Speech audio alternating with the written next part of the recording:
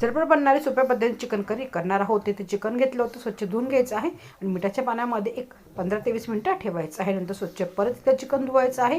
कुकरमध्ये टाकलं होतं तेल, बारीक चिरलेला कांदा, धनेजिरा पावडर, हळद, चवीनुसार मीठ आणि चिकन आपण शिजवून घेणार आहोत 1-4 शिट्ट्या होईपर्यंत. अगदी साधी सोपी चिकनची रेसिपी आहे. अगदी बॅचलर पण ही रेसिपी बनवू शकतात.